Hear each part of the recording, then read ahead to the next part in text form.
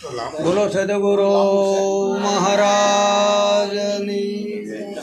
સદગુરુ નિરાંત મહારાજની, સદગુરુ મણિરામજી મહારાજની, સદગુરુ અંબારામજી મહારાજની, પધારેલા હરિગુરુ સંતની જગ્યા ભૌમની, આ ભજન કરાવે એના માત પિતા ગુરુદેવની.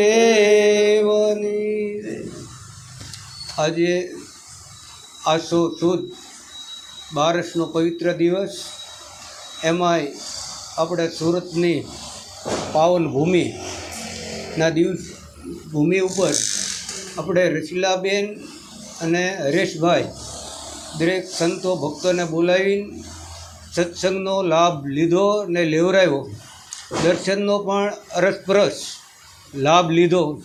તે બદલ ધન્યવાદ છે પરિવારને કે જેણે આજે બધાને આ અવસરનો લાભ અપાયો. તો ગુરુ વિના જ્ઞાન ના નિપજે ને ગુરુ વિના મીટે ના ભેદ, આ ગુરુ વિના સંશય ના ટળે, ભલે વાસો શ્યારે ભલે વાસો શ્યારે. ગુરુ વિના જ્ઞાન ના નીપજે, સદગુરુના પ્રાપ્તિ ન થાય ક્યાં સુધી પોતાના સ્વરૂપનું જ્ઞાન ન થાય. જગતનું જ્ઞાન તો બધાને બહુ, એમાં કાંઈ ઘટતું નથી, પણ એને પૂછીએ કે ભાઈ તું કોણ છે, તો એનું જ્ઞાન નથી. તો એ જ્ઞાન આ 3 લોકની અંદર ક્યાંય સદગુરુના શરણ સિવાય મળે એવું પણ ગમે એટલે આપણે પુસ્તક વાંચીએ, ગમે એટલા અભ્યાસ કરીએ, વેદ ચારે વાંચી નાખીએ, કંઠસ્થ કરી લઈએ, રામાયણ મહાભારત ગીતા, પણ જ્યાં સુધી સદગુરુની પ્રાપ્તિ ન થાય ત્યાં સુધી પોતાના સ્વરૂપનું જ્ઞાન થાય. કારણ કે એની અંદર જે મર્મ છે એ મર્મ આપણે જાણતા. પુસ્તકની અંદર જ્ઞાન ભરપૂર ભરેલું છે, જ્ઞાન વગરનું કે પુસ્તક, પણ એ પુસ્તકની અંદર જે જ્ઞાન છે એનો મર્મ આપણે જાણતા. જો પુસ્તક આપણી પાસે કોઈ આવ્યું હોય અને આપણે એ વાંચ્યું હોય કે ભાઈ પેટમાં આપણને દુખે તો જંગલની અંદર આ નામની ઔષધિ છે, એના પાનના રસના 5-7 ટીપા પીએ તો મટી જાય, આપણને જ્ઞાન થઈ ગયું. હવે આપણને કોઈ દિવસ પેટમાં દુખવા આવ્યું, હવે જ્ઞાન થઈ ગયું, પણ એનો અનુભવ, એટલે એ જ્ઞાન કોઈ કામનું, અનુભવ વગરનું કોઈ જ્ઞાન કામનું નહીં. જ્યાં સુધી આપણે સદગુરુના શરણે ન જઈએ ત્યાં સુધી અનુભવ થાય. પણ જ્યારે આપણને એવા કોઈ બ્રહ્મનિષ્ઠ અને બ્રહ્મશ્રોત્રી સદગુરુ મળી જાય અને જેમ સેમ આપણને આપણી ઓળખાણ કરાવી દે, તો પછી ગમે એ પુસ્તક લઈને બેસીએ તો આમાં તરત જ આપણને ખ્યાલ આવે કે આ મારા ગુરુજીએ કીધું એ જ છે, એમાંથી ક્યાંય બહાર છે નહીં. જેને સંત સમાગમ સાસો થયો, એના અંતરનો અંધકાર ગયો. જેને સંત સમાગમ સાસો થયો, એના અંતરનો અંધકાર ગયો. જેને જ્ઞાન રવિનો પ્રકાશ થયો, જેને જ્ઞાન રવિનો પ્રકાશ થયો, એનો રજોનો સર્પ ભૂષાય ગયો. એના રજોનો સર્પ ભૂષાય ગયો.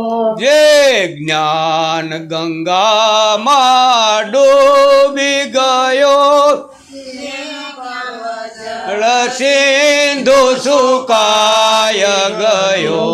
જે જ્ઞાન ગંગામાં ડૂબી ગયો એનો ભવજળ સિંધુ સુકાઈ ગયો.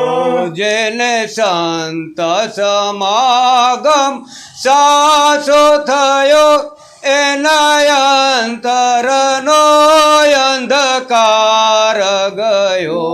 જેને સંત સમાગમ સાસ થયો એના અંતરનો અંધકાર ગયો. જેને એવા સાચા સંતનો સમાગમ થયો એના અંતરની અંદર જે અજ્ઞાન રૂપી અંધારું હતું એ ટકે, એનો અંધકાર ટકે નહીં. જેમ લેમ્પ હાચો હોય અને કરંટ મળે એટલે તો પ્રકાશ થાય ને, પણ જો આ લેમ્પ આજ સાફ પાડીએ અને કાલ જગે એવું કોઈ દે બન્યું ન જગે તો કાલ લેમ્પમાં ઉડી ગયેલો હોય અને કા પાવર હોય. પણ જેને સાસો લેમ્પ અને કરંટ મળી ગયો એ તો સાફ પાડે એટલે પ્રકાશ થાય ને, એમ જેને સાચા સંતનો સમાગમ થયો એના અંતરનો અંધકાર ગયો. એને અંધકાર હતો અંતરમાં કે હું આ દેહ છું, આ દેહ હું છું, અને દેહ હું છું એમ માન્યું એટલે તો બધું એને હારી લાગી ગયું. આ દેહ હું છું એટલે ઇન્દ્રિયો હું છું તો કર્મ હું કરું, કર્મ હું કરું તો બંધનમાં હું, હવે બંધનમાં હું તો પછી છૂટવાનું મારે. પણ જ્યારે સદગુરુ મળી ગયા એટલે એને કીધું કે ભાઈ તું બંધાણેલો જ નથી, તને છોડવો કઈ જગ્યાએ?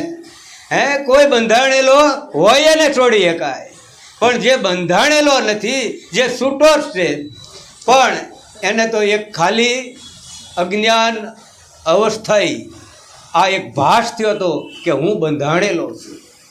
અજ્ઞાન ભાવે જે જીવ કીધો અને જ્યારે જ્ઞાન સ્વરૂપ થયું એટલે આત્મ સ્વરૂપમાં જાગી ગયો. પણ અહીંયા આપણને એમ થાય કે આ તો દ્વૈત ઊભું થાય. અજ્ઞાની એટલે જીવ અને આત્મા બે થાય. પણ ખરેખર સંતો એવું કહેવા માગે છે કે જે લાકડું હોય તો લાકડાની અંદર જે સામાન્ય અગ્નિ છે, જે સામાન્ય અગ્નિ છે એ દઝાડતો નથી, એ પ્રકાશ આપતો નથી. પણ બે લાકડાનું જો ઘર્ષણ થાય અને જો એમાંથી વિશેષ અગ્નિ પ્રગટ થાય તો એ લાકડાને બાળીને ભસ્મ કરી દે, લાકડાને પણ રહેવા દેતો નથી. એમ જ્યારે આ જીવાત્માને ખાલી એને ખ્યાલ નથી કે હું બ્રહ્મ પોતે પરમાત્મા છું, આવું જે એને આડું આવરણ હતું એ સદગુરુએ હટાવ્યું એટલે જીવ અને આત્મા બે જુદા રહેતા નથી. અને છેલ્લે તો એક પણ કહેવાય એવું પણ રહેતું. જેમ લાકડું બળીને પૂરું થઈ જાય એમ અગ્નિ કે લાકડું રહે નહીં, એમ છેલ્લે એ હું તમ ત્વ અને અસી પદ આ ત્રણ પદનો પણ બાદ થઈ જાય છે. ત્યાં એક પદ પણ બચતું નથી. જે જ્ઞાન ગંગામાં ડૂબી ગયો એનો બહુજળ સિંધુ. આ બહુજળ સિંધુની અંદર કયક દુઃખની અંદર હેરાન છે. દુઃખ સિવાય બીજું ક્યાંય જ્યાં જોવો ને હાય ને હાય. પણ જેટલા જ્ઞાન ગંગાની અંદર ડૂબી ગયા, જેટલા સદગુરુના શરણે ગયા અને જ્ઞાન પ્રાપ્ત કરી લીધું, એના માટે આ બહુજળ સિંધુ સુકાઈ ગયો. એના માટે આ બહુજળ સિંધુ રહ્યો જ નથી. એને કોઈ આંગળી પણ અડાડી શકે એમ નથી, એને કોઈ દુઃખ પાસે આવી શકે એમ નથી. એને મોહ માયા મમતા કામ ક્રોધ મદ મચ્છર કોઈ એને અડી શકે પણ નહીં, તો એને કાંઈ છોડવાપણું રહેતું પણ નથી. જે જ્ઞાન ગંગામાં ડૂબી ગયો એનો બહુજળ સિંધુ સુકાઈ ગયો. જે સપનામાં ભયભીત થયો,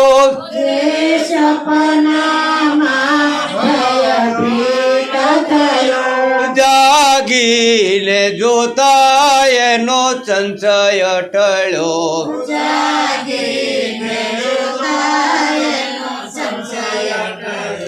જય લો ઘટપટ ભાઈ